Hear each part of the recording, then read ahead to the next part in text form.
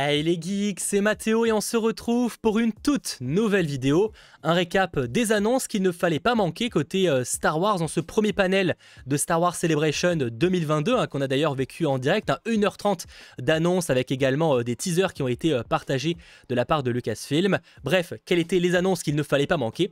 On va revoir ça en détail ensemble. Déjà, la première chose, c'est un teaser qu'on a eu le droit du côté de Willow, vous savez cette série suite au film sorti en 1988, si je ne dis pas de bêtises. Alors on a appris en plus de ce teaser, qui est ma foi plutôt prometteur, en tout cas je trouve que le résultat est plutôt sympathique dans le genre un peu héroïque fantasy, et bien que la série débarquera dès le 30 novembre 2022 sur Disney+.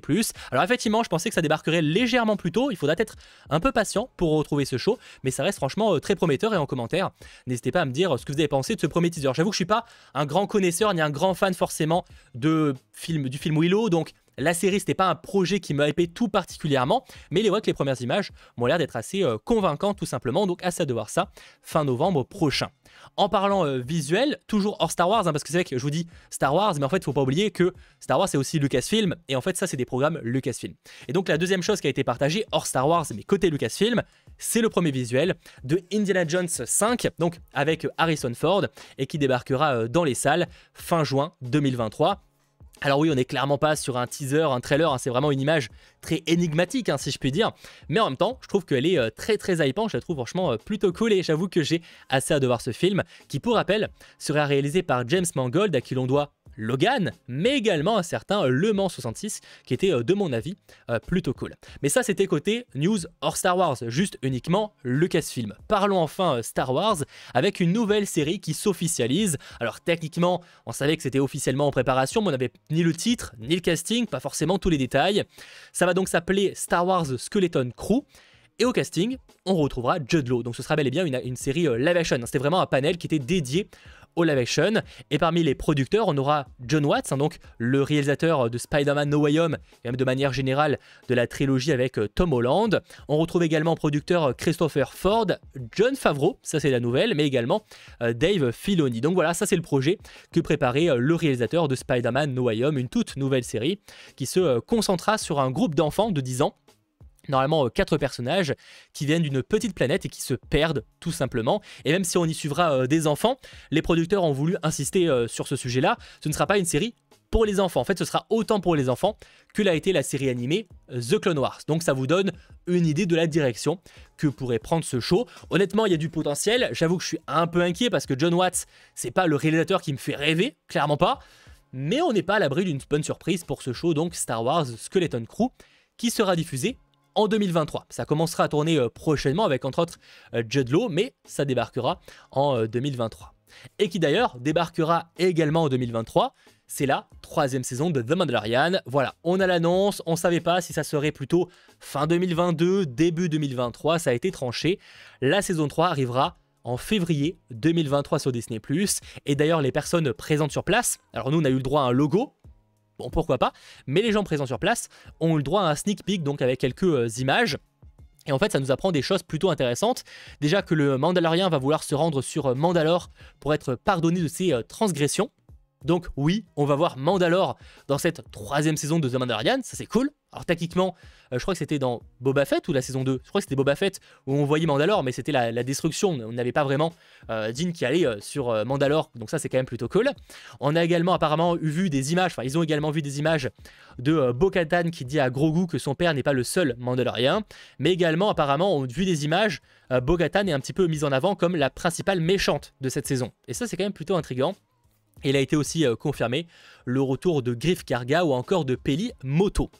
Sachant que toujours côté Mando Universe, on a également eu la confirmation, on le savait déjà, mais que Ahsoka tournait toujours et qu'elle était prévue pour 2023. C'est des choses qu'on savait, mais ils l'ont abordé, donc c'est pour ça que je vous réévoque ce sujet. Par ailleurs, j'ai envie de dire un peu la star de ce panel, donc live action par rapport à Star Wars et Lucasfilm, c'était évidemment la série Andor qui s'est offert un premier trailer, donc un premier teaser pour être plus exact, que voici justement. On apprend ainsi que cette série, donc sur un personnage découvert dans Rogue One, débarquera dès le 31 août 2022 sur Disney+, avec le 31 août 2 épisodes. Ça, c'est quand même de la bonne nouvelle, sachant que cette série aura 2 saisons. La première saison sera composée de 12 épisodes et se passera 5 ans avant Rogue One, donc le film sorti dans les salles. Et la seconde saison sera également composée de 12 épisodes et devrait tourner cet automne pour une sortie, j'imagine, en 2023. 12 épisodes, honnêtement, c'est quand même beaucoup hein, pour une série Disney+. On n'est pas forcément habitué à autant, hein, surtout de Disney+, de manière générale, hein, parce que les Marvel, on est plutôt sur une moyenne de 6 épisodes. Les Star Wars, on est sur une moyenne de 8 à 9 en moyenne. La 12 épisodes, c'est quand même très conséquent. Alors honnêtement, j'avoue que c'était pas un projet qui me hypait tout particulièrement, mais au final, ce premier teaser, eh ben, ça me chauffe pas mal, ça promet d'avoir des décors très différents. Déjà, on n'a pas Tatooine, ça c'est cool, on n'a pas Tatooine, ça fait plaisir. On aura surtout des plans de retour sur Coruscant, notamment, et ça c'est quand même franchement une bonne nouvelle. On aura pas mal de plans de ce côté-là, voilà, Coruscant juste ici avec le Sénat, on a un plan notamment.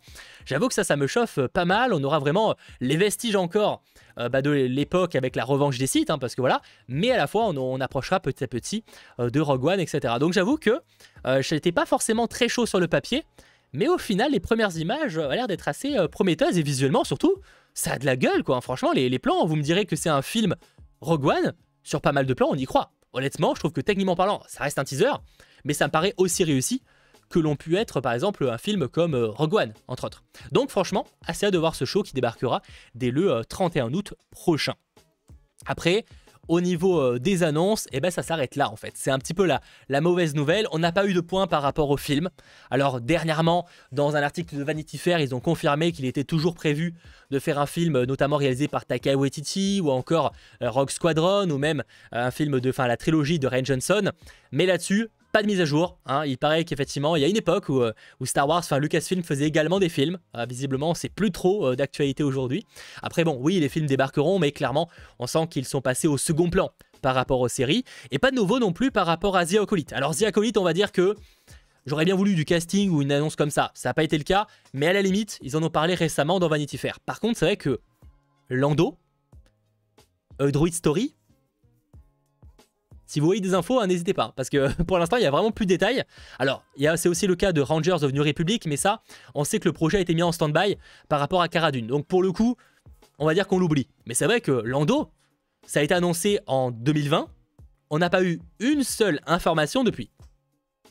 Donc à voir, mais en tout cas, ça aurait été l'occasion de dévoiler ce genre de choses, et ils n'ont pas fait. Alors sachant que certains me diront, mais Mathéo, la Star Wars Celebration ne fait que commencer. Vous avez raison. En revanche, excusez-moi, là c'était vraiment le panel dédié au live action.